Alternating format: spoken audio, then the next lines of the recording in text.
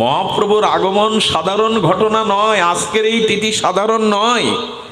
ব্রহ্মা কাঁদছেন, প্রভু আমি দাপরে আমার যে প্রজ্ঞা, আমাকে যতটুকু তুমি জ্ঞান দিয়েছ সেই জ্ঞানের দ্বারা আমি তোমার তত্ত্ব নির্ণয় করতে পারিনি। আমি অপরাধ করেছি। পরম ব্রহ্মরূপে, পুরুষোত্তম রূপে, অনাদির আদি রূপে, অখণ্ড পরতত্ত্ব রূপে ব্রজলীলা আমি অনুভব করতে পারিনি।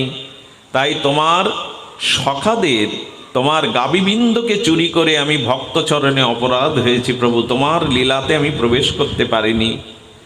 কিন্তু শ্রীকৃষ্ণের থেকে মহাবদান্য তুমি, যে গৌর অবতীর্ণ হয়ে আসছো তুমি, তুমি মহাবদান্য, মহাকরুণায়, মহাপ্রেমে পূর্ণ। তাই ব্রজলীলাতে আমি অপরাধ করলেও তোমার গৌর লীলাতে কৃপা করে আমাকে নিচু কোলে যে কোনোভাবে আমাকে একটু তোমার লীলা স্মরণের, লীলা দর্শনের, তোমার লীলা সাক্ষী করে আমাকে একটু ভারত ভূখণ্ডে জন্ম দাও। ব্রহ্মা প্রার্থনা করছেন, সেই ব্রহ্মা হয়ে এলেন গৌর লীলাতে নামাচার্য হরিদাস ঠাকুর হয়ে। মহাপ্রভুর অবতীর্ণতে কে কে আসছেন জগতে? দেবশিবা নারদ বললেন, প্রভু তোমার সংকীর্তন প্রেম ও বিতরণ লীলায় আমি তোমার সাথে যাব, কৃপা করো, চরণে নাও এইটুকু আকতি প্রণতি, তোমার লীলাইতে যেন আমি যেতে পারি। এই নারদ হয়ে এলেন শিবাস ঠাকুর হয়ে। কে আসছেন না বলুন তো? আজ গৌর লীলাতে, গৌর আবির্ভাবে আপনারা যারা এসেছেন, প্রতিকূল হলেও আজ তাকিয়ে দেখুন তারা সব আসছে, সকলে নেমে আসছেন। শুধু কি তাই? আপনারা জানেন, স্বয়ং রাধারানী চিন্তা করলেন, জয় রাধে, জয় গৌর সুন্দর, জয় রাধে, জয় রাধে, জয় গৌর সুন্দর, জয় রাধে। তো রাধা ঠাকুরানী চিন্তা করলেন, আমি যাকে অন্তকৃষ্ণ বাহির গৌরাঙ্গ করে সেই গোবিন্দের গ আর রাধারানীর রা গৌর করে পাঠাচ্ছেন, রাধারানী চিন্তা করলেন আমার ভাবকান্তি প্রেম দশায় যখন গৌর ধুলাই লুটাবে, তার শ্রী কোমল তপ্ত কাঞ্চন অঙ্গে কাকর ফুটবে, আমি সহ্য করতে পারবো না। তাই রাধারানী আবেশসিক্ত হয়ে গদাধরের মধ্যে এলেন। প্রভু যখন সংকীর্তন প্রেমে বিহ্বল হয়ে ধুলাই লোটাবে, গদাধর এসে কোল দিতেন মহাপ্রভুর। আর স্বয়ং রাধারানী গদাধরে আবেশে এসে মহাপ্রভুকে কোল দিচ্ছেন, আর দেবতাগণ হাত তুলেছেন। দেবগণ প্রার্থনা করে বলছেন, প্রভু তুমি যদি করুণায় অবতীর্ণ হও, তুমি যদি প্রেম অবতারে যাও, তবে দেবগণ আমরা তোমার চরণে এই আকুতি প্রণতি জানাচ্ছি, ভারতবর্ষের মাটিতে আমাদের নিচু কুলে যে কোনো জায়গায় জন্ম দাও, যাতে তোমার গৌর লীলায় সংকীর্তন প্রেমানন্দে আমরা স্পর্শ করে ধন্য হতে পারি। দেবগণ প্রার্থনা করছেন। জয় রাধা মাধব, জয় রাধে, জয় গৌর সুন্দর। তো দেবগণ ভারতবর্ষের, ভারত ভূখণ্ডে নিচ শ্রেণী নিচ কুলে জন্মাতে যাচ্ছেন, যাতে গৌর লীলায় আর এই কারণ্য লীলায়, প্রেম লীলায় তারা বঞ্চিত হয় না হয়। আজ ব্রহ্মা আসছেন, বিষ্ণু আসছেন, শিব আসছেন, আজ নারদ আসছেন, দেবকুল নেমে আসছেন। এই জন্য বললেন সুরেশনং দুর্গং, আজ দেবগণেরও নিরাপদ অভয় স্থল হলো গৌর চরণ। সেই মহাপ্রভুকে আমরা কতটুকু অনুভূতি করতে পারলাম? সুরেশানাং দুর্গং, আর কি বলছেন? গতিরতি শয়ন উপনিষেদনং। ধ্যান দেওয়ার মতো যদিও অবস্থা নাই, তবু ধ্যান দিয়ে শুনুন। বেদ বেদান্ত শ্রুতিশাস্ত্র সমস্ত শাস্ত্রের আর প্রতিপাদ্য বিষয় হলেন এই শ্রীকৃষ্ণ চৈতন্য মহাপ্রভু। দেখুন, বেদ ভগবান মহাপ্রভুর আবির্ভাবকে আর শ্রুতি স্মৃতি প্রমাণে নেই যে গৌর সুন্দর পূর্ণ অবতারী। বেদে একথা সূক্ষ্মভাবে, বেদের শ্রুতি স্মৃতি উপনিষদে বলা আছে সূক্ষ্মভাবে। এই জন্য অনেকেই প্রশ্ন তোলেন, তোমাদের শ্রীকৃষ্ণ চৈতন্য যে অবতার, এর তো উল্লেখ নাই। 24 অবতারে বা অবতার ক্রমে তো উল্লেখ নাই, তোমরা কি করে বলছো যে শ্রীকৃষ্ণ চৈতন্য স্বয়ং অখণ্ড পরতত্ত্ব ভগবান? বলেন বেদ, শ্রুতি, স্মৃতি, পুরাণ, উপনিষদের, আর সেখানে বলেছে রসবৈষা। কেই রসবৈষা? লব্ধা নন্দী ভবতি। এই রসিক শেখর, রসিকেন্দ্র মৌলি, বেদের এই শ্রুতির তাৎপর্য মহাপ্রভুই। পরে সেটা গোস্বামীরা জানিয়েছেন, বেদাদি শ্রুতি শাস্ত্রের উপনিষদের প্রতিপাদ্য বিষয় হলো শ্রীকৃষ্ণ চৈতন্য। শুধু কি তাই? মুনিনাং সর্বস্বং, সমস্ত মুনিগণের, আমার কাছে দেন, সমস্ত মুনিগণের, মননশীল মুনিগণের একমাত্র মননশীলতায় আছেন মহাপ্রভু। মুনিনাং সর্বেশ্বং, মুনি কারা? যারা মনন ক্রিয়ার দ্বারা, ধ্যানের দ্বারা সেই পরম ব্রহ্মকে আর হৃদয়ে অনুভূতি করেন, অনুভব করেন। তো সেই মননশীল মুনিগণেরও সর্বস্ব ধন হলো আমার গৌর। মুনিগণেরও সর্বস্ব ধন আমার গৌর। দেখুন রামলীলায় রাঘবেন্দ্র রাজীব লোচন মা সীতাকে নিয়ে দণ্ডকারণে জানকী বল্লভ রাঘবেন্দ্র রামচন্দ্র আর জগতলক্ষ্মী সীতামা বসে আছে। সেখানের সেই ঋষি মুনিরা আর এই ভগবত ভগবতীকে দর্শন করে আর তাদের চিত্তে এতদিনের ধ্যানময় স্বচ্ছ হৃদয়ে আর অনুভূতির হৃদয়ে তারা চরণে পড়ে বললেন, আমরা যুগল ভজন করতে চাই। রাঘবেন্দ্র রামচন্দ্র বললেন, এই লীলাতে তা সম্ভব নয়। আসছে ব্রজলীলাতে বহু বল্লভ হয়ে যখন যাব, তোমরা ব্রজে জন্মগ্রহণ করে এই যুগল লীলাকে আস্বাদন করবে। কিন্তু ব্রজবাসী বৃন্দাবনের সকলের এই প্রেম উপলব্ধি হয়নি। তার পরিশিষ্ট মহা যুগল ভজন গৌর এসে ওই পরিকর নিয়ে পূর্ণ করলেন। এই জন্য মুনিগণেরও সর্বস্ব ধন শ্রী গৌরচরণ। প্রণত পটলীনাং মধুরিমা। আর যারা মধুর ভজন করেন, যারা মাধুর্য ভজন করেন, সেই মাধুর্য ভজনের একমাত্র মাধুর্য মূরতি হলেন রাধা কৃষ্ণ মিলিত তনু প্রেমাবতার শ্রী গৌরাঙ্গ। অর্থাৎ ব্রজবাসীরা যে প্রেম পেয়েছিল, গোপীগণের বাইরে, ব্রজবাসীর বাইরে যে প্রেম কেহ পান নাই, আমার গৌর অবতারে আপামর সকলকে সেই ব্রজপ্রেম রাধা প্রেম দিয়েছিলেন। এই জন্য যারা মাধুর্য উপাসক, তারা আমার গৌর চরণ আশ্রয় ছাড়া অন্যখানে মাধুর্য বসনার তাদের পরিপূরণ নাই। এই জন্য যুগল ভজন, রাধা মাধবের ভজন, এটি একমাত্র সম্ভব কেউ যদি গৌর চরণ আশ্রয় করে, কেউ যদি গৌর কৃপা করুণা কটাক্ষ পায়, তবেই তো সে যুগল ভজন পাবে। গৌর কৃপা ব্যতীত, গৌরাঙ্গ করুণা ব্যতীত কারো কোনোদিন যুগল ভজনের অতিমতি হতে পারে না। এই জন্য যদি গৌর না হইতো, যদি গৌর না হইতো আমরা যুগল পেতাম না। গোপী প্রেম আর বৃন্দাবনের সেই গোপী প্রেম, এটা কখনো আমাদের ভাগ্যে হতো না। ব্রজবধূ যা কল্পিতা, সেই ব্রজবধূ গোপীগণের যে আস্বাদ্য প্রেম, সেটা মহাপ্রভু এবার ব্রজের বাইরে সবাইকে দিতে এলেন। সচৈতন্যং কিংমে পুনরারপি দৃশ্যইতি পদম। আচ্ছা, শুধু কি দেবগণ, শুধু কি মনুষ্যগণ? নিখিল পশুপালাম বুঝাম। আহা, মহাপ্রভু ব্রহ্মা, বিষ্ণু, নারদ এবং দেবগণ নয়, যে প্রেম বিতরণ ইতিপূর্বে কোনো ভগবৎ স্বরূপ কর্তৃক হয়নি, মহাপ্রভু বনের বাঘকে, পশুকেও প্রেম দিলেন, সিংহস্র বাঘ্রকেও প্রেম দিলেন। লক্ষ্য করবেন, ব্রজ বিপিনে শ্রী গোবিন্দ লতাপাতা বৃক্ষকে প্রেম দিয়েছিলেন, এটা ভাগবত বলছে। ওই বনের হিংস্র সাপাত সংকল ব্যাঘ্রকে, সাপকে, বনের জীবজন্তুকে গৌর ছাড়া তো কেউ প্রেম দেয়নি।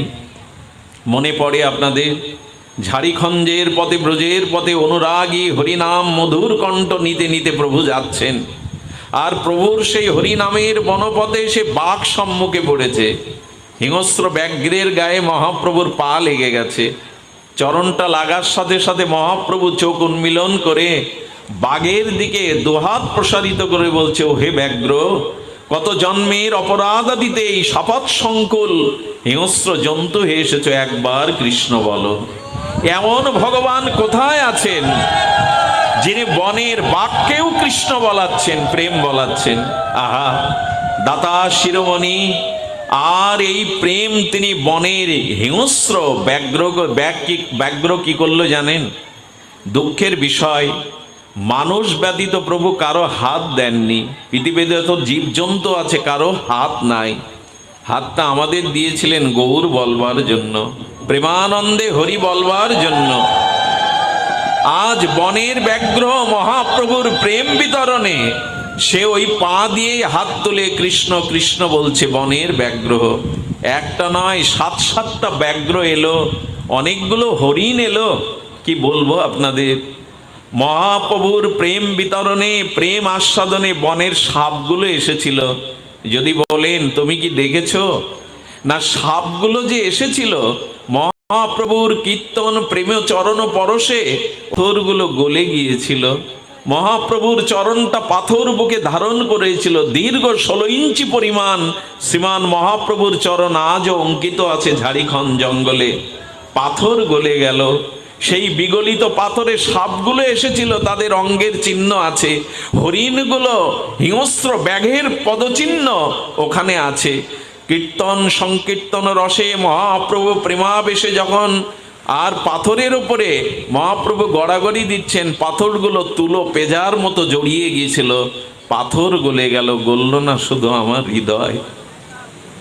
হিংস্র ব্যাঘ্র হরিণ একসাথে চুম্বন করে কৃষ্ণ কৃষ্ণ কৃষ্ণ বলছে তাদের ভাষায়। আর চৈতন্য প্রভু মাঝগানে নিয়ে এই হিংস্র সবাদ সঙ্গল সবাইকে নিয়ে কীর্তন করছেন। এমন অবতার হয়েছে কি আর হবে? বনের ব্যাঘ্রকেও যিনি নাম দিলেন, হিংস্র জীব জন্তুকেও যিনি প্রেমে উন্মত্ত করালেন, আহা, সেই অবতারে আমার রতি হলো না, সেই অবতারে আমার প্রেম হলো না। কতটা দুর্দর্ব, কতটা অপরাধে চিত্তে পাথর গলে গেল, আমার হৃদয় গলল না। এই জন্য গৌর বলতে যার হৃদয় বিগলিত হয় না, সে হৃদয় তো আমার মতো অপরাধের হৃদয়, কঠিন হৃদয়। মহাপ্রভু কি করছেন জানেন? বাঘগুলোকে আশীর্বাদ করছেন, জন্তু জীবগণকে কৃষ্ণ ভক্তির আশীর্বাদ করছেন করে প্রভু আপন বৃন্দাবনের পথে আপন মনে চলেছেন। বাঘগুলো মহাপ্রভুর পেছনে পেছনে চলছে, প্রভু আমাদের নিয়ে যাও, এই হিংস্র প্রাণীতে কত অপরাধের জন্য জন্মেছে, এবার আমাদের তোমার সাথে নাও। কৌতুকী মহাপ্রভু আশীর্বাদ করবেন, তোমাদের প্রেম হোক, তোমরা ব্রজে যেতে পারবে না, এখানেই থাকো, তোমাদের কৃষ্ণ ভক্তি হোক। বাঘগুলো চেয়ে চেয়ে দেখছে, তাদের প্রাণের ঠাকুর, প্রেমের ঠাকুর একাকী পথে চলেছেন বলভদ্রকে নিয়ে। জানেন, বাঘগুলোর জীবনে আর হিংসা করা হয়নি। বাঘগুলো আর কোনো প্রাণীকে শিকার করে, মাংসাশী প্রাণী ব্যাঘ্র, কিন্তু প্রভুর প্রেম পাওয়ার পর আর হিংসা তাদের মধ্যে ছিল না। তারা কোনো প্রাণীকে হত্যা করে আর খায়নি। দীর্ঘ প্রায় 1 মাস বাঘগুলো নিরাহারে, আর যেদিক দিয়ে প্রভু ব্রজের পথে গিয়েছিলেন সেই পথে তাকিয়ে ব্যাঘ্র অঝরে কাঁদত। কাঁদতে কাঁদতে গৌর স্মরণ করতে করতে চিরদিনের মতো তাদের জৈব কোষ ছেড়ে তারা নিত্য ধামে বিদায় নিয়ে নিল। আজ তারা নিত্য ধামে চলে গেল। ব্যাঘ্রের করুণা হলো, সর্পের করুণা হলো, হলো না শুধু আমার। 4000 বছর অপেক্ষা করতে হবে জানেন। মহাপ্রভু সব কলিতে আসেন না। আমরা আর 4000 বছর পরে হয়তো মহাপ্রভুর কৃপা হলে তিনি নেমে আসবেন। পদকর্তা বলেছেন সেই 4000 যুগ পরে যখন গৌর অবতীর্ণ হবেন শ্রীধাম নবদ্বীপে আর ধাম শিরোমণি, সেদিন আমি মানুষ হয়ে আসবো তো, আমি গৌর বলবার জন্ম পাবো তো, আমি ভারত ভূখণ্ডে জন্মাতে পারবো তো। তাই পেয়েছি যখন গৌর সুন্দরের অপার করুণা, তখন বাদ পড়বো কেন? যদি ব্যাঘ্রের হয়, হিংস্র জীবজন্তুর হয়, আমাদের কেন হবে না? এই জন্য শ্রীকৃষ্ণ চৈতন্য মহাপ্রভুর প্রেম বিতরণ লীলা বড় অদ্ভুত। এই জন্য বলেছেন সচৈতন্যং কিংমে পুনরারপি দৃশ্যাতি পদম। জয় রাধে, জয় রাধে। গৌর সুন্দরের যা ইচ্ছা তাই হোক, আমরা আমাদের পরীক্ষা নেই, গৌর সুন্দর যা কৃপা করেন তাই হোক। সুধীজন, সুধী ভক্তজন, মহাপ্রভুর আমাদের নয়ন পথে কবে গৌরচন্দ্র আবার পাবো আমরা? আমাদের নয়ন পথে কবে আমরা গৌরকে পাবো? তাই বন্দনা করেছেন অদ্বৈত প্রকটীকৃত নরহরি পৃষ্ঠ স্বরূপ প্রিয় নিত্যানন্দ সক সনাতন গতি শিরোপুরিত কেতন লক্ষ্মী প্রাণপতি গদাধর ভাবল্লাসী জগন্নাথ ভূ সাঙ্গ পাঙ্গ সপার্ষদং সদয়তং দেব শচীনন্দন। তিনি অদ্বৈতের দ্বারা প্রকট হলেন, তিনি নরহরির পৃষ্ঠ স্বরূপের পরম প্রিয়, তিনি নিত্যানন্দ সক আর সনাতনের একমাত্র গতি। হ্যাঁ, রাজমন্ত্রী সনাতন গৌর অনুরাগী সরগোস্বামীর মহাপ্রভুর জন্য যে সর্বস্ব সমর্পণ ত্যাগ বৈরাগ্য, কেন জানেন? নিজ ভক্তি যোগ বৈরাগ্য বিদ্যা শিক্ষণ। মহাপ্রভু এসেছিলেন ভক্ত অবতার, ছন্ন অবতারে। শুধু ভক্তজন, মহাপ্রভু ভক্ত অবতারে এলেন, ছন্ন কলৌ। এই জন্য একমাত্র সদ্গুরুর কৃপা ব্যতীত, নিতাই গৌর চরণের চরণাশ্রিত, তাদের করুণা ব্যতীত মহাপ্রভুকে সবাই বুঝতে পারে না, গৌর সুন্দরকে সবাই উপলব্ধি করতে পারে। একটা ঘটনা মনে পড়ল, এইখানে একটা কিছু দিয়ে দাও। এটা ঘটনা মনে পড়ল, আপনারা ভক্তমাল গ্রন্থের কথা জানেন। গৌড়ীয় বা সকল সম্প্রদায়ের বড় আদরণীয় গ্রন্থ শ্রী ভক্তমাল। এই ভক্তমাল রচনা করেছিলেন শ্রী নাবাজি গোস্বামী। নাবাজি গোস্বামী যখন ভক্তমাল রচনা করছেন, তখন তিনি চিন্তা করছেন চৈতন্যদেব নিত্যানন্দ একজন মহাপুরুষ, একজন পরম ভক্ত, এই মনে করে উনি ধ্যানে সমাধির দ্বারা চৈতন্যের জন্য কিছু লিখবেন। তো নাবাজি গোস্বামী যখন লিখবেন ধ্যানের দ্বারা, আপনারা বিশ্বাস করবেন 3 দিন ধরে সমাধিস্থ নাবাজি ধ্যানের দ্বারা দেখছেন, যখনই গৌর মূর্তি চিন্তা করছেন তখন সামনে কৃষ্ণ এসে উপস্থিত হচ্ছে। যখনই নিত্যানন্দ প্রভুর স্মরণ করছেন তখন বলদেব এসে উপস্থিত হচ্ছে। উনি মনে করেছেন, নাবাজি মনে করেছেন মহাপ্রভু একজন মহাপুরুষ। আমরা অনেকেই তাই মনে করি যে হয়তো মহাপ্রভু কোনো মহাপুরুষ হবে, কোনো কৃষ্ণ শুদ্ধ ভক্ত হবে। তো নাবাজি তার গ্রন্থে মহাপ্রভুর কিছু জীবনচরিত লিখবেন যে একজন ভক্ত হিসাবে, মহাপুরুষ হিসাবে। কিন্তু তিনি যতবার 3 দিন ধরে সমাধির ধ্যানে দেখছেন, যখনই কৃষ্ণ চিন্তা করছেন, যখনই গৌর চিন্তা করছেন, ওখানে কৃষ্ণ এসে উপস্থিত হচ্ছে। যখনই তিনি নিত্যানন্দের কথা ভাবছেন সমাধিতে, তখনই ওখানে বলদেব বলরাম উপস্থিত হচ্ছেন। উনি 3 দিন ধরে নির্ণয় না করতে পেরে, তবে এরা কারা, কেন কৃষ্ণ আসছে গৌর চিন্তা করলে, কেন নিত্যানন্দ স্বরূপ চিন্তা করলে বলদেব তত্ত্ব আসছে। অগ্রদাস শ্রীগুরুর চরণে গিয়ে বললেন, গুরুদেব, মহাপ্রভুর সম্পর্কে আমি ভক্তমালে কিছু লিখতে গিয়ে আমি তাকে মহাপ্রভুর ভক্ত মনে করেছি, কিন্তু এ তো দেখছি কৃষ্ণ বলরাম আসছে। অগ্রদাস গুরুদেব হেসে বললেন, তুমি জানো না নাভা, সেই ব্রজের কানাই এবার, সেই ব্রজেন্দ্র নন্দন এবার রাধা ভাবকান্তি নিয়ে গৌর হয়েছে। গৌর মহাপুরুষ না, শ্রীমান চৈতন্য মহাপ্রভু কোনো মহাপুরুষ ভক্ত না।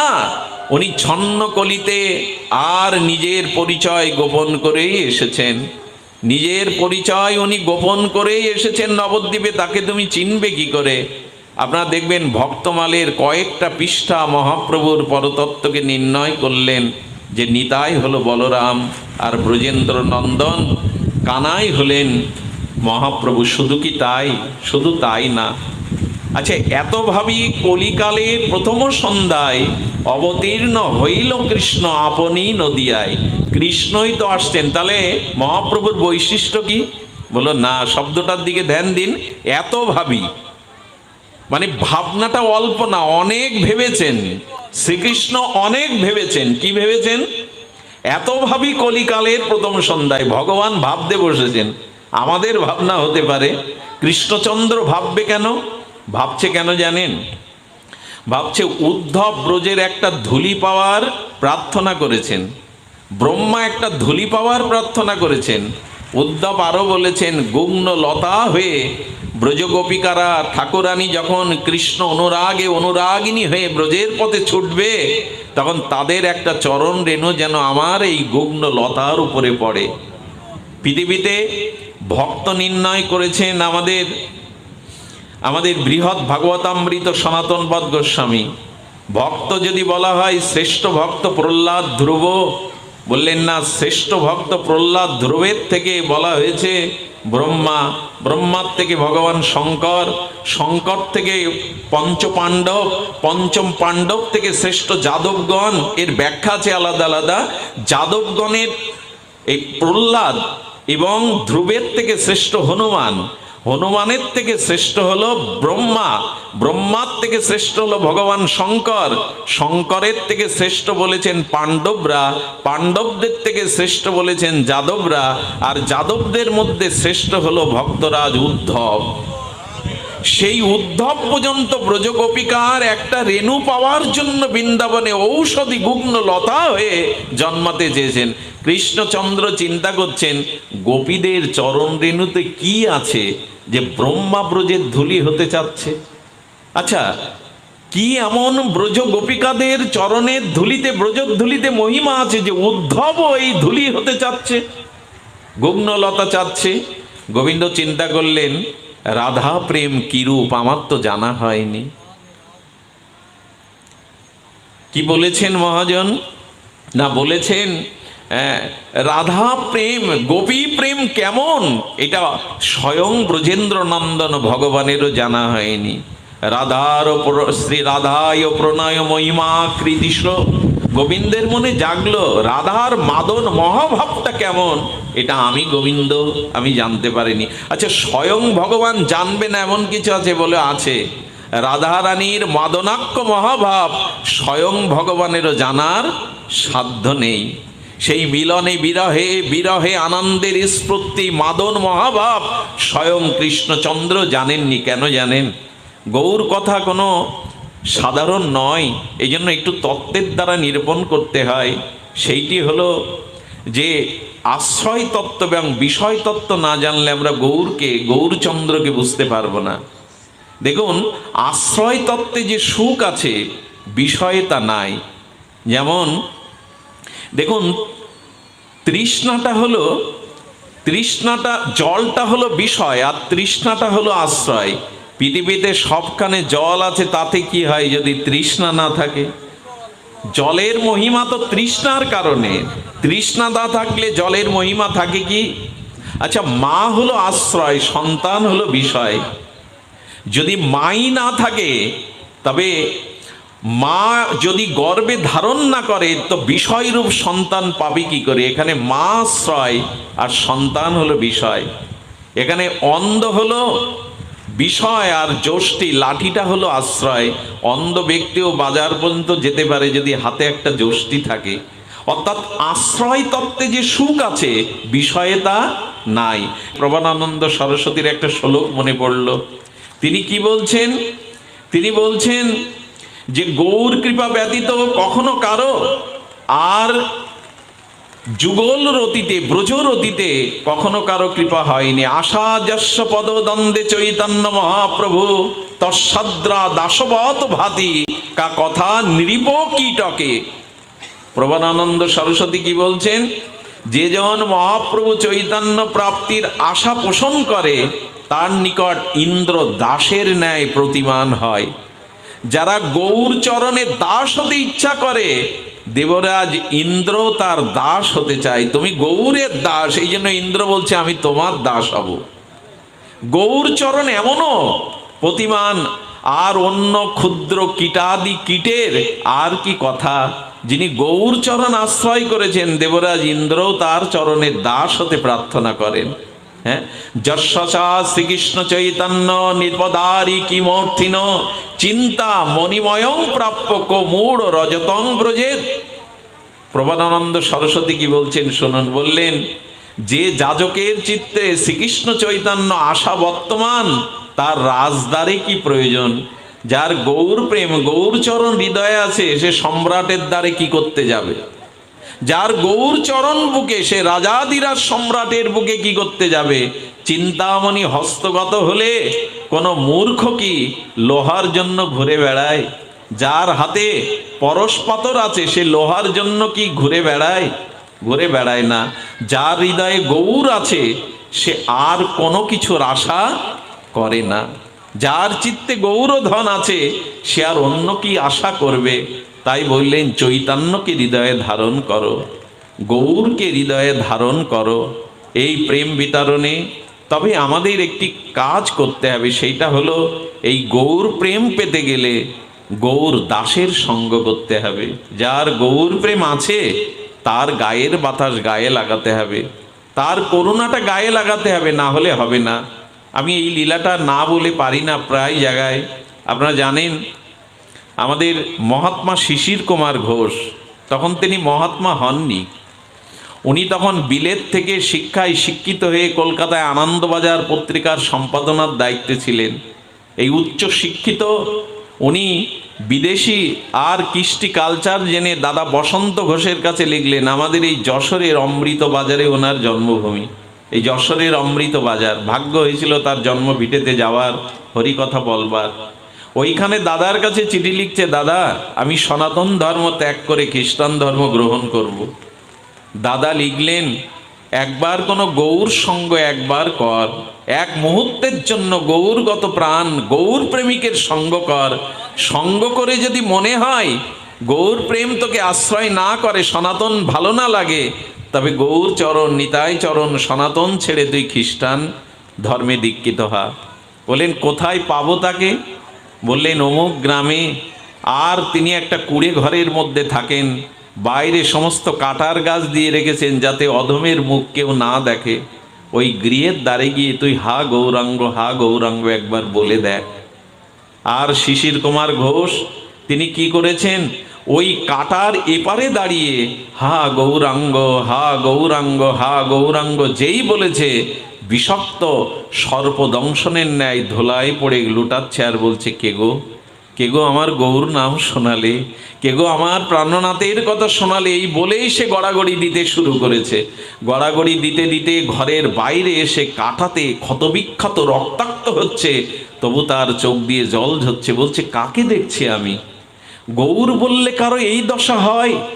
সে ধুলাই লুটাই কণ্টকীর্ণ রক্তাক্ত হচ্ছে, তবু দেহ বেশ নাই। আহা, এরা কিভাবে গৌরকে ভালোবেসেছে!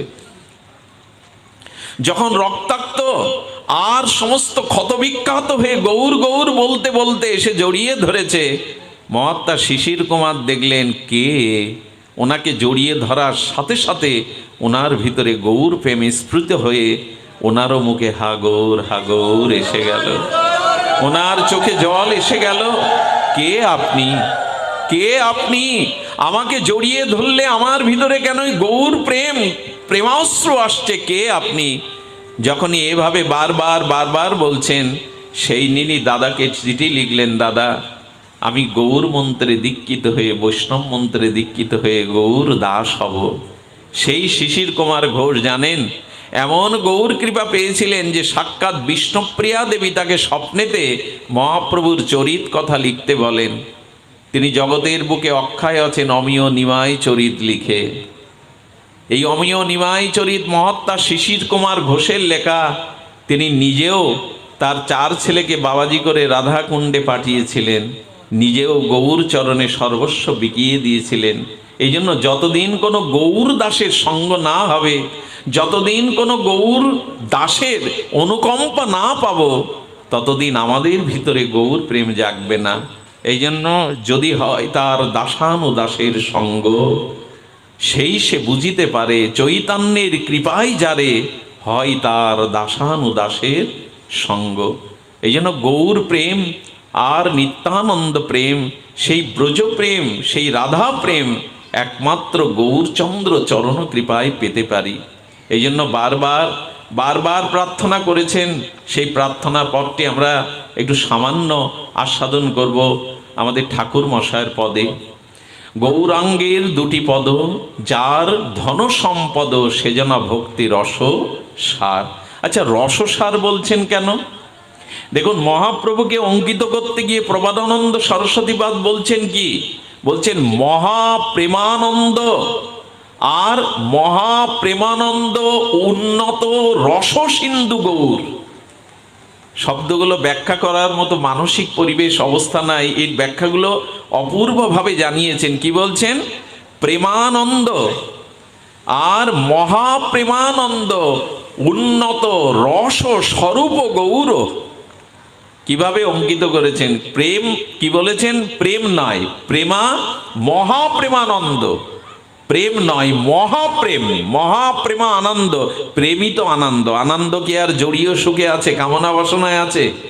সেই প্রেম মহানন্দ যখন রূপ নিল, সেই আনন্দ বিগলিত হয়ে যখন উন্নত উজ্জ্বল রস হলো, সেই রসেরই মূরতি গৌর।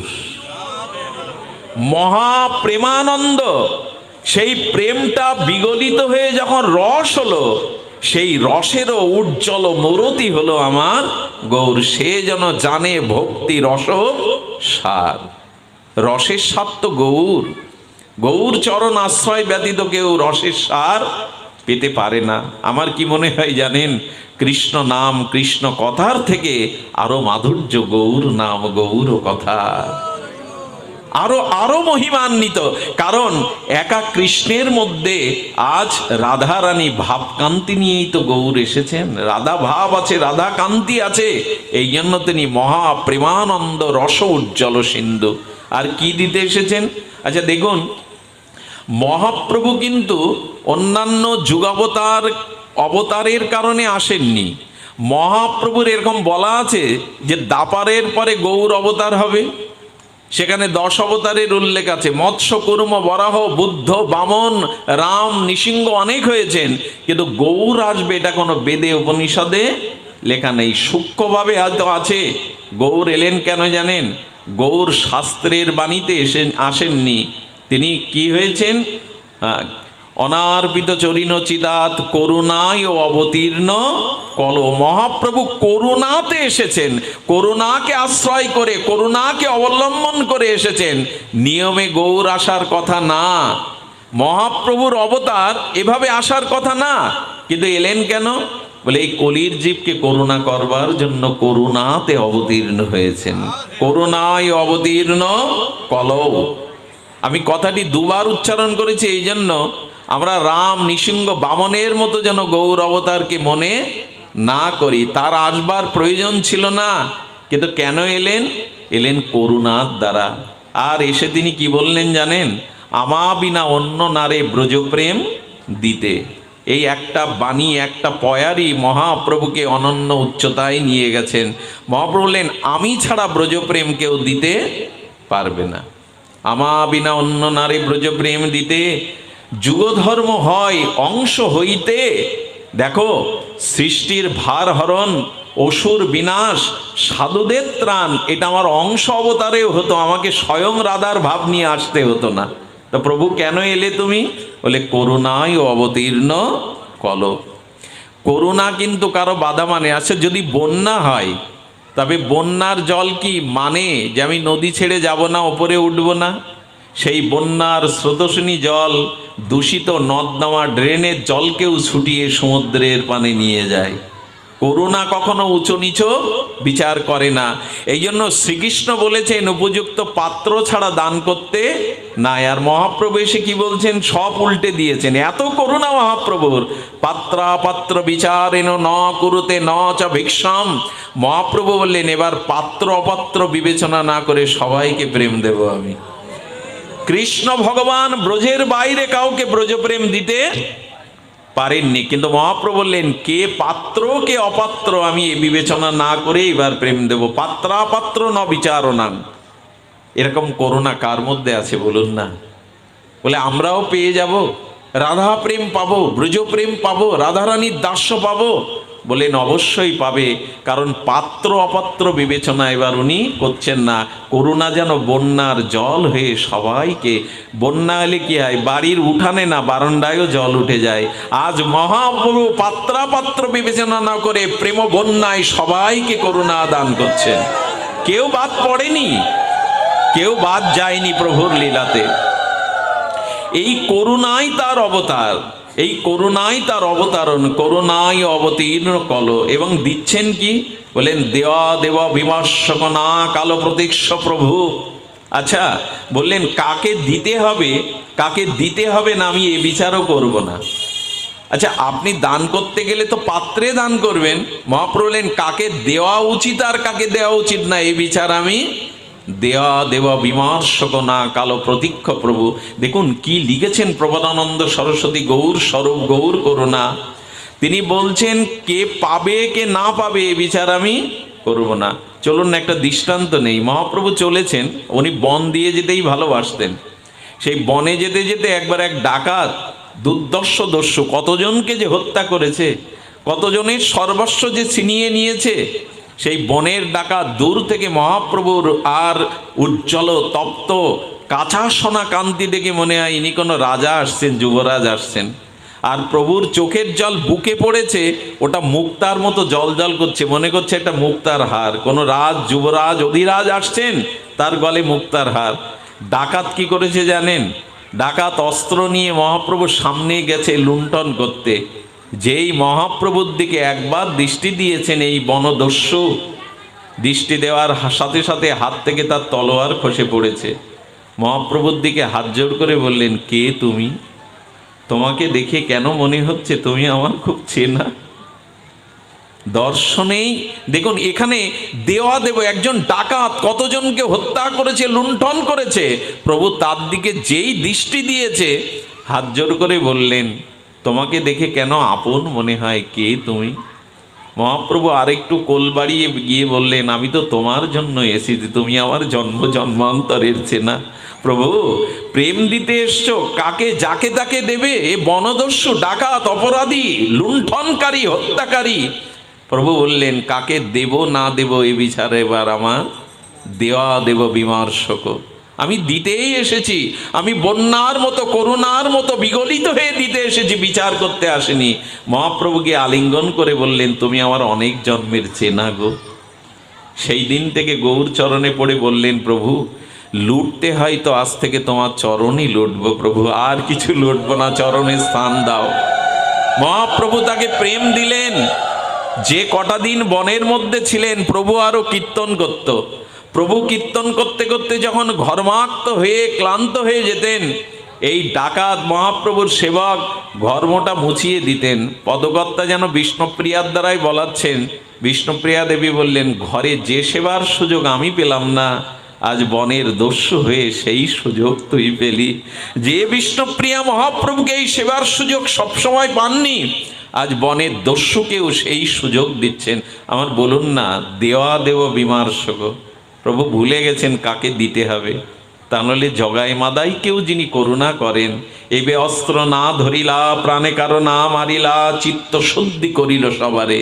এবার অস্ত্র ধরলেন না, এবার প্রেমাস্ত্র বরিশন দিয়ে সবাইকে প্রেম দিলেন, আপন করে নিলেন। সে বনের হিংস্র পশু হোক, ডাকাত হোক, জগাই মাদাই হোক। আচ্ছা এমন অবতারে যদি আমি আপনি বাদ পড়ে যাই, এটা দুর্ভাগা নয়, এটা দুর্ভাগ্য নয় যদি বাদ পড়ে যায়। এই জন্য বললেন, এবে অস্ত্র না ধারিলা প্রাণে কারো না মারিলা, চিত্ত শুদ্ধি করিল সবারে। সবাইকে চিত্ত শুদ্ধি করছেন। চিত্ত শুদ্ধি মানে প্রেম দিচ্ছেন হৃদয়ে।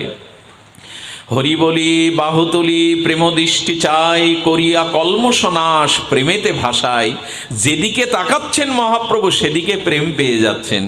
কারণ ওই যে রাধা কান্তি, ওই যে রাধা ভাব নিয়ে যেদিকে চাইছেন সেদিকেই প্রেম হয়ে যাচ্ছেন। গৌর লীলা এই জন্য বড় বড় অভূতপূর্ব। গৌরাঙ্গের দুটি পদ, যার ধন সম্পদ সে জানে ভক্তি রস সার। তাই গৌর চরণ যদি আশ্রয় করি আমরা রসেরও সার পাব। রসের সার কেন পাবো? গৌরাঙ্গের মধুর লীলা যার কর্ণে প্রবেশিলা, হৃদয় নির্মল ভেল তাই। তার হৃদয় নির্মল হবেই। গৌর গুণগাথা, নিতাই গুণগাথা যার কর্ণ দিয়ে হৃদয়ে যাবে, সে পবিত্র হবে, পবিত্র হতেই হবে। মহাপ্রভুর লীলা যিনি শ্রবণ করেন তাকে তো পবিত্র করবেনই। শুনুন সেই ঘটনা। নবদ্বীপে অন্ধ একজন ব্যক্তি ছিলেন। তো শিবাসাঙ্গিনায় কীর্তনে যাওয়ার জন্য তার বড় ব্যাকুলতা ছিল। অন্ধ তার পুত্রকে, শিশুপুত্রকে ডেকে বলছেন, মাধব, মাধব, আমার হাত ধরে একটু নিয়ে যেতে পারি শিবাসঙ্গনে? আমার গৌর প্রেম বিতরণ করছেন, সংকীর্তন করছেন, আমি চোখে না দেখি গৌরকে, একটু কানে তো তার মধুমাখা নাম শুনতে পাবো। আর মাধব তার বাবার হাত ধরে নিয়ে যায়। 2-3 দিন যেতে যেতে একদিন এমনি ঝড় বৃষ্টির দিনে আর মাধব ভিজতে ভিজতে বাবাকে নিয়ে বাড়ি এসেছে। সেই দিন থেকে মাধবের জ্বর। 1 দিন, 2 দিন, 3 দিন যেতে যেতে মাধবের জ্বর সারে না। কি করলে জানো? মাধবের মা, তখন তো এখন হোমিওপ্যাথি অ্যালোপ্যাথি চিকিৎসা ছিল না, তখন কবিরাজদের চিকিৎসা ছিল।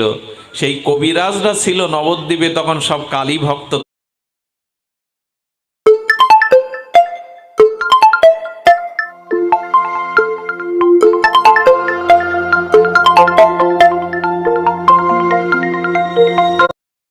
তান্ত্রিকরা ওদের দুয়ারে গিয়ে বলছেন, আমার মাধব, তার জ্বর যাচ্ছে না, বড় অসুস্থ, একটু ওষুধ দেবে। সেই সময় মহাপ্রভুর কীর্তনে বিশেষ করে ওই তান্ত্রিকদের একটা কোপ পড়েছিল মহাপ্রভুর। বলে, কেন? জ্বর বাদিয়েছে মহাপ্রভুর কীর্তন শুনতে গিয়ে, ওষুধও তোমার কীর্তনে সারবে, আমাদের কেন ওষুধ নিতে এসেছ? কোনো দুয়ারে মা ওষুধ পায়নি। একদিন সন্ধ্যা নেমে আসছে, আর জীবনও সন্ধ্যা নেমে আসছে মাধবের। মাধবের শ্বাস উঠেছে জানেন। মা সন্তানকে কোলে নিয়ে বললেন, আমাকে ক্ষমা কর, আমাকে ক্ষমা কর, আমি মা হয়েও তোর মুখে এক ফোঁটা ওষুধ জোগাড় করতে পারলাম না। তবে শোন মাধব, তুই যদি আমার কোল ছাড়া হোস, যার কারণে, যার কীর্তনে আমি সন্তান হারা হব, আমি তাকে অভিশাপ দেব। মাধব ওই শ্বাসুটে হাত নেড়ে বলছেন, না, আমার মহাপ্রভুকে অভিশাপ দিও না, আমার মহাপ্রভুকে অভিশাপ দিও না। বললে, আমি অবশ্যই দেব। শ্বাস উঠেছে, যখন শ্বাস উঠেছে তখন ওই গৃহের অঙ্গন দিয়ে মহাপ্রভু নগর কীর্তন কীর্তন করতে করতে চলেছে। ছুটে এলো সেই অভাগিনী, সন্তানের মুখে ওষুধ না দিতে পারার বুকে যন্ত্রণা ক্ষোভ নিয়ে এসে দুহাত প্রসারিত করে মহাপ্রভুকে আগলে দাঁড়িয়েছে, দাঁড়াও নিমাই, নিমাই, তোমার সংকীর্তনে আজ আমি সন্তান হারাতে চলেছি। আমার মাধব মরতে বসেছে, তবে আমি তোমাকে অভিশাপ দিচ্ছি, আমার মাধব বাঁচবে না। সন্তান হারা হয়ে আমি যেমন রাস্তায় রাস্তায় হাহাকার করব, তোমাকেও একদিন এই সংসারের সুখ বিসর্জন দিয়ে রাস্তায় হাহাকার করতে হবে, আমি অভিশাপ দিলাম তোমায়। মহাপ্রভু হাত জোড় করে বললেন, মা, অভিশাপ না, তুই তো আমাকে আশীর্বাদই দিলি মা। আমিও মনে মনে ভেবেছি কবে সংসার সুখ জলাঞ্জলি দিয়ে আমি কৃষ্ণ বলে রাস্তায় রাস্তায় কাঁদতে পারবো। এটা আমার অভিশাপ নয়, আশীর্বাদ। মহাপ্রভু চলে গেলেন, বুকে নিয়ে কাঁদছেন মা। ভগবানকে অভিশাপ দিয়ে কি মনে শান্তি পাওয়া যায়? মা কাঁদছেন। হঠাৎ একটা নবদ্বীপের রমণী আঁচলে করে কি একটা এনে বলছেন, মাধবের মা, ওষুধ আমি পেয়েছি, ওষুধটা দাও, মাধবের গলে দাও। মাধবের গলে দেওয়ার সাথে সাথে মুহূর্তেই মাধবের জ্বর ছেড়ে গেল। মাধব উঠে মাকে জড়িয়ে ধরে মা বা বলে ডাকছে। হাত জোড় করে বললেন, ওরে, এই ঔষধ কোথায় পেলি তুই? এ তো ঔষধ নয়, অমৃত। আমার মৃত মাধব বেঁচে উঠল, এ কোথার ওষুধ বল, কার কাছ থেকে এনেছি? একটু আগে যাকে অভিশাপ দিয়ে এলে মা, সেই মহাপ্রভুর চরণ ধুলি আমি এনেছি। এর থেকে বড় ঔষধ এ জগতে আর নাই, এর থেকে বড় ঔষধ এ জগতে নাই মা। স্তম্ভিত হয়ে গেলেন। যাকে অভিশাপ দিয়ে এলাম সেই গৌর চরণের ধুলি, এই ধুলিতে আমার মাধব সুস্থ। হ্যাঁ মা, কীর্তন করতে করতে প্রভু যে পথ দিয়ে চলে গেছে, ওই ধুলি আমি আঁচলে করে তোমার মাধবের মুখে দিয়েছি। ওরে মাধব, ওরে মাধব, আমি গৌরকে যে অভিশাপ দিয়েছি, গৌরের চরণ ধুলিতে মৃত সঞ্জীবনী অমৃত আছে, তার চরণ ধুলি আমি জানতাম না। ওরে আমি ক্ষমা পাবো কি করে, আমি ক্ষমা পাবো কি করে? সেদিন মাধবের বাবা আর ডেকে ডেকে বলছেন, অন্ধ মাধবের বাবা, ওগো তুমি আমাদের সাথে চলো, গৌর বড় করুণাময়, গৌর বড় কৃপাময়, গৌর সবাইকে করুণা করেন, পাত্রাপাত্র বিচারনা তিনি বিচার করেন না। সেই দিন মা আর সেই অন্ধ পিতা সকলে মিলে মহাপ্রভুর করুণা যাজনে গেল। এই হলো মহাপ্রভুর চরণ, এই হলো মহাপ্রভুর করুণা। গৌরাঙ্গের মধুর লীলা, যার কর্ণে প্রবেশিলা, হৃদয় নির্মল ভেল তার। যে গৌরাঙ্গের নাম লয় তার হয় প্রেমোদয়। যদি একবার হা গৌর কেউ বলে, তার প্রেম হবেই হবে। যদি নিষ্কপটে সরল হৃদয়ে কেউ হা গৌর বলে, আজও তার প্রেম হয়। যে গৌরাঙ্গের নাম লয় তার হয় প্রেমোদয়। এই অক্ষরগুলো অতিরিক্ত কোনো প্রশংসা ব্যঞ্জক করে লেখা হয়নি, এটা ঠাকুর নরোত্তমের অনুভূতি, ভজন অনুভূতি গড়া এই অক্ষর। আজও যে গৌরাঙ্গের নাম নাই, তার প্রেমোদয় হবেই হবে। আজও কি গৌরাঙ্গ বলে, নিতাই বলে, মহাপ্রভুই তো বলে গেছেন, দিনান্তে যে নিতাই বলে একবার, সে হয় আমার, আমি হই তার।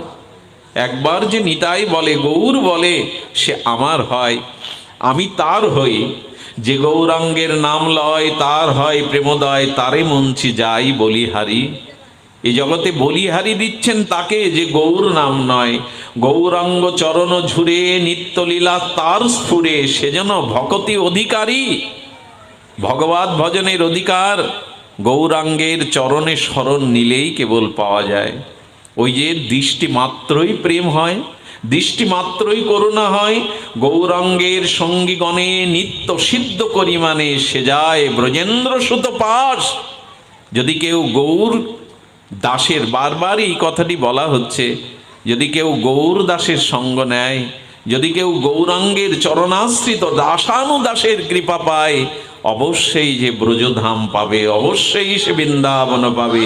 সে যায় ব্রজেন্দ্র সুত পাশ, সে ব্রজেন্দ্র সুত পাশ অবশ্যই যাবে। দেখুন, গৌর চরণ যারা আশ্রয় করেছে ব্রজে তারা যাবে। আপনাদের মনে আছে শ্রীনিবাস আচার্য যাচ্ছেন, আর বৃন্দাবনের পথে যেতে যেতে না খাওয়া না দাওয়া ক্লান্ত হয়ে মূর্ছা হয়ে পড়ে গেছেন। পড়ে যাওয়ার পরে এক ব্রাহ্মণ আর গরম মিষ্ট গোদুগ্ধ এনে আর বলছেন, ওঠো ওঠো, তুমি বৃন্দাবনে যাবে, ক্লান্ত হয়ে গেছে, এই দুধটা পান করো। দুধটা পান করিয়ে বললেন, পাত্রটা তোমার কাছে রেখে দাও। রাত্রে মহাপ্রভু শ্রীনিবাসকে স্বপ্ন দেখাচ্ছেন, তুমি ব্রজে যাবে বলে, গৌর নাম নিয়ে চলছো বলে, আমি ব্রাহ্মণ বেশেই তোমাকে দুধটা পান করিয়ে এসেছিলাম। যে গৌর চরণ আশ্রয় কর, সে ব্রজেন্দ্র সুত পাশ অবশ্যই যাবে। গৌর না বললে ব্রজ পাবো না, গৌর না বললে রাধা প্রেম পাবো না, গৌর না বললে নিতাই চাঁদ চরণ আশ্রয় না করলে যুগল সেবা পাবো না। নিতাইয়ের পদকমল কোটিচন্দ্র সুশীতল, যে ছায়ায় জগত জোড়ায়। হেন নিতাই বিনে ভাই, ব্রজে রাধা কৃষ্ণ পাইতে নাই। পাবো কি করে যদি গৌর চরণ নিতাই চরণ আশ্রয় না করি? এই জন্য বললেন, গৌরমণ্ডল ভূমি যেবা জানে চিন্তামণি, তার হয় ব্রজভূমে বাস। আমাদের গৌরমণ্ডল এটা চিন্তামণি ভূমি। দেখবেন বলা হয়েছে কি, ধাম চারটি, তার মধ্যে যেমন শ্রীক্ষেত্র ধাম, আমাদের মথুরা ধাম, আমাদের দ্বারকা ধাম। কিন্তু যখন নবদ্বীপের নাম নেওয়া হয় তখন কি বলা হয়? শ্রীধাম নবদ্বীপ। শ্রী শব্দটা নবদ্বীপের বেলায় প্রয়োগ হয় কেন জানেন? কারণ শ্রীরূপে রাধারানী তো গৌর হয়ে এই ভূমিতে এসেছেন, সর্বচিন্তামণি ভূমি এই গৌরমণ্ডল। এই জন্য বললেন যে যেবা জানে চিন্তামণি গৌরমণ্ডল ভূমি। তাই একবার নবদ্বীপ দর্শন করবেন, নবদ্বীপের ধুলা গায়ে মাখবেন, কারণ এটি চিন্তামণি ভূমি। এই জন্য শ্রী নবদ্বীপ ধাম। শ্রী কেন? কারণ রাধা ভাবোদ্যুতি মহাপ্রভু এই নবদ্বীপেই আবির্ভূত হয়েছিলেন। গৌর প্রেম রসার নবী যে তরঙ্গ যেবা ডুবে, সে রাধা মদবন্তরঙ্গ। এই দেখুন সমাধান। এই দেখুন শাস্ত্রের নিগূঢ় সিদ্ধান্ত। গৌর প্রেমের রসানবে যে ডুবেছে সে তরঙ্গে কি পাবে? সে রাধা মাধবের অন্তরঙ্গ হবেই হবে। যে গৌর প্রেমে একবার রসার নামে গৌর রসে ডুবেছে সে অবশ্যই আর ব্রজপ্রেম পাবে। ঠাকুর মশাইয়ের সবশেষে পয়ারটা বড় ভালো, গৃহে বা বনেতে থাকো, হ্যাঁ, হা গৌরাঙ্গ বলে ডাকো, নরোত্তম মাগে তার সঙ্গ। যারা গৃহে বনে যে কোনো অবস্থায় আমার গৌর স্মরণ করে, গৌর বলে, নরোত্তম বলছেন আমি তার সঙ্গ প্রার্থনা করি জন্ম জন্মান্তরে। গৃহে বা বনেতে তাকে হা গৌরাঙ্গ বলে ডাকে, তারই তো হয়। এই জন্য আপনি করি আস্বাদনে শিখাইল জগৎজনে প্রভু চিন্তামণির প্রভু ধ্বনি, নাহি জানে স্থানাস্থান যাকে তাকে কইল দান, মহাপ্রভু দাতা শিরোমণি মহাবদন্নায় কৃষ্ণ প্রেম প্রদায়তে, কৃষ্ণায় কৃষ্ণ চৈতন্য নামনে গৌরতীশে নমঃ। কে ইনি? মহাবদান্য আর কৃষ্ণ প্রেম প্রদানকারী আমার গৌরচন্দ্র। তাই আসুন আজ এই গৌর পূর্ণিমা তিথিতে একটা মনোসংকল্প গ্রহণ করি, যেন খাইতে শুইতে উঠিতে বসিতে সর্বদা গৌর চিন্তা, গৌর নাম, গৌর ধাম, গৌর নাম আমাদের চিত্তে মালা হয়ে থাকে। আমরা যেন গৌর নাম মহিমাইকেই স্মরণ করতে পারি। এখানে বারবার বলা হয়েছে কৃষ্ণ লীলা অমৃত সার, তার শত শত ধার 10 দিকে বহে যা হইতে, সে চৈতন্য লীলা সরোবর অক্ষরয় মনোহংস চরাও তাহাতে। যদি পারো তো গৌর লীলা সরোবরে মনোহংসকে চরাও, তবেই না আমরা প্রেম প্রাপ্তি হব। সব শেষে আপনাদের এইটুকু আহ্বান করি যে মহাপ্রভুর সাথে নিত্যানন্দের মিলন যেদিন নন্দন আচার্যের গৃহে হয়েছিল, কথাটা বড় আস্বাদনের, এটি বলেই পাঠ বিশ্রাম। আপনারা সত্যিকারের ভক্তের পরিচয় দিয়েছেন। এরকম প্রতিকূল অবস্থায়ও ভাগবত হতে পারে, এটা আমার জীবনের প্রথম উপলব্ধি। আমি জানি না এই বাড়িতে যারা এই গৃহ মন্দিরে এই পাঠের আয়োজন করেছেন তাদের কত বড় প্রশস্ত হৃদয়, তাদের কত বড় করুণার হৃদয়। এই আবাহতেও কোথাও ভাগবত হয়, এটা আমার জীবনের প্রথম। এটি আদৌ সম্ভব না। হয়তো বাবু মনে করতে পারেন, মাতাজি মনে করতে পারেন ভক্ত হতো 3-4 হাজার হয়েছে অল্প। আসলে গৌর যাকে কৃপা না করে, রাধারানী যাকে কৃপা না করে, সেদিন সাধু সঙ্গ হরিকথা সবার হয় না, সকলের হয় না। আপনারা জানেন ভিজতে ভিজতে আমাদের পাইকগাছা কবিলমণি থেকে ভক্তরা এসেছে, অথচ অনেক কাছের লোক আসতে পারিনি। এটা কৃপার উপরে নির্ভর করে, এটা করুণার উপরে নির্ভর করে। সাধু সঙ্গে হরি কথা এটা অল্প ভাগ্যে হয় না। তবে ধন্য এনারা, আমি ওনাদের মুখ থেকে হাসি ফোরাতে দেখিনি। এই হলো ভক্তের চরিত্র, যে প্রতিকূল অবস্থায় ভগবান দেন এটাকে মেনে নেওয়ায়। মহাপ্রভুর সামান্য নিত্যানন্দের সাথে যে কথোপকথন হয়েছিল নন্দন আচার্যের, সামান্য একটু কথা দিয়েই মহাপ্রভুর চরণে আজ এই আবির্ভাব তিথিতে, প্রকাট্য তিথিতে আমরা প্রণাম জানিয়ে ভাগবত বিশ্রাম রাখব। নিতাই চাঁদ মহাপ্রভুর দিকে তাকিয়ে বলছেন, তোমার হাতে বাঁশি কই? তুমি যদি আমার কানাই হও তো তোমার হাতে বাঁশি কই? তোমার ঠোঁটের কোণে হাসি কই গো? মহাপ্রভু উত্তর দিচ্ছেন, দাপারে আমার হাতে যে মুরলি আর অধরের কোণে যে হাসি, কলিতে এই অবতারে সেটি হয়েছে আমার নয়নের অশ্রু রাশি। আমি বাঁশি আর হাসি লুকিয়ে এই কলিহত জীবের জন্য সেটাকে অশ্রু রাশি করে এনেছি। আচ্ছা, তুমি যদি আমার ভাই কানাই হও, তুমি তো দৌড়াদৌড়ি খেলতে, এখন দৌড়াচ্ছ না কেন? চঞ্চলতা তোমার মধ্যে নেই কেন? মহাপ্রভু আপন মনে বলেছিলেন, দাপারে খেলেছিলাম খেলা দৌড়াদৌড়ি, কলিতে সে খেলা হয়েছে আমার ধুলায় গড়াগড়ি। এবার আর দৌড়াচ্ছে না, কৃষ্ণ চঞ্চল নয়, তিনি এবার ধুলাই লুটাচ্ছেন। কারণ দৌড়ে তাকে পাওয়া যায় না, যদি ধুলায় কেউ লুটায় তবে তো তাকে পাওয়া যাবে, তাকে পাওয়া যাবে। আর বললেন, তুমি মুরলির তান তুলেছিলে, তোমার সেই মুরলির তান কোথায়? বললেন, দাপারে তুলেছিলাম মুরলির তান, কলিতে সেটা হয়েছে আমার হরি গুণা গুণগান। আমি সেই বংশীধ্বনিকে হরি নামের মধ্যে সন্নিবিত করে দিয়েছি।